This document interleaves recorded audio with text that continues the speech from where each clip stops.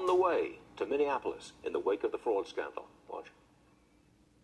You told me to look into Minnesota and their fraud on visas and their programs. 50% of them are fraudulent, which means that wacko Governor Walz either is an idiot or he did it on purpose.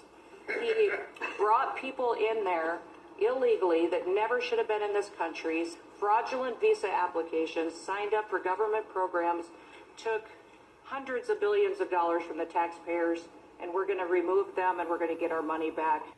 Congressman Tom Emmer, Republican from Minnesota, joins me now. Congressman, we've got all kinds of questions about this. Should Walz resign? What did Ilhan Omar know, and when did she know it? Can we get our money back? We've got all kinds of questions. Can you wrap it all up?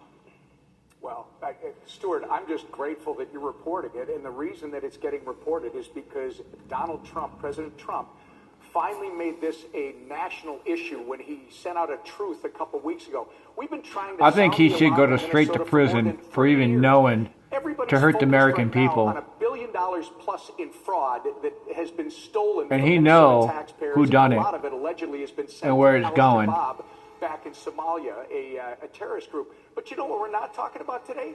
Do you realize that it's not that all Somalis are committing crimes, but 80% of the crimes being committed in the Twin Cities in Minnesota are being committed by Somalis. And by the way, the FBI has been investigating Somali gangs in the Twin Cities now for months. I am grateful that President Trump has raised this to a national issue. This is it's kind of like a small version of what Joe Biden and Kamala Harris were doing at our southern border for the last 4 years. Tim Walz is as corrupt as and incompetent as the day is long. You got $1 billion of fraud. You got the largest fraud case pandemic fraud case in the country, the Feeding Our Future $250 million. But you got Medicaid housing fraud. You got Medicaid autism fraud. You've got all kinds, hundreds of millions of dollars that they built out. And here's the big question I've got now. You have some alleged whistleblowers in the Minnesota state government who are now coming forward saying they were telling Tim Walz and his leadership team about the fraud years ago.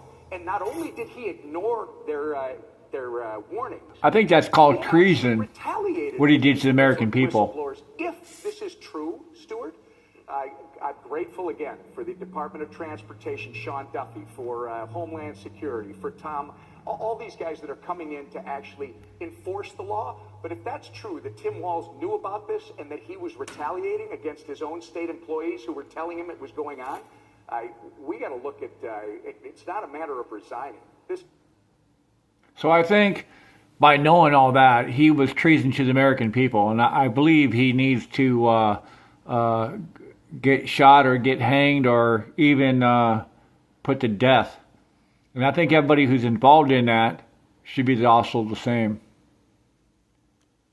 Guy may have committed criminal acts, and they need to be exposed. Yeah, long way to go on this one. Exposed. Exposed like terminated. Van Epps defeated Democrat Afton Ben in a special election in Tennessee. Like we do need the Terminator on TV. Just a little bit more hopeful for the midterms? I already was, Stuart. I mean, this is nonsense about Tennessee's election yesterday. We were always going to win that election. The argument was always going to be from the left-wing media in this country. Donald Trump won that district by 22 points. Last night, Matt Van Epps won it by 9 points. Oh, my goodness. Does that bode bad news for Republicans in the midterms? This is the way it always works. Remember, in Florida, we had two special elections last year in the Panhandle and Mike Walz's seat on the east coast of Florida that are huge Trump districts. Both those guys won by 10 points. Republicans are going to do well in the midterms because Donald J. Trump has been delivering on his promises that he made. Republicans in the House and the Senate have been helping make those a reality. And guess what? It's an emotional experience, a campaign. And as we go into next year, when the permanent tax policy takes hold, when no taxes... Now, if you're going to be in our city... Let's see what cactus water does to my... If you're going to be in our city, I believe the American people... support the American people. So what I'm trying to say is this, is if you're going to be a government or a governor or some type of survivor to help the people of all different states. I think he should be American, okay, to be the mayor or be in the White House or be a part of with the American people, because you're dealing with American people tax money, and we work our ass off for that.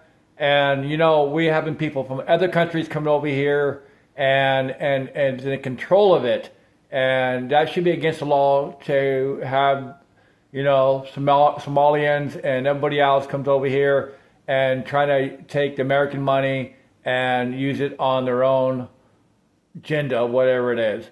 But if you're not American, you should not be a part of anything what we're doing out here right now, because Americans should support the Americans. And anybody who's in the White House, from don't matter who you are and what state you are, if you're trying to be the mayor or somebody, or any, doesn't matter what it is, you should be American, have a social security number, a driver license, and you should support the Americans. That is the American tax money. So I understand that. So you guys just let me know what's going on. And hey, we talk about it. Hey, leave a like, take a follow, and we find out what's going on.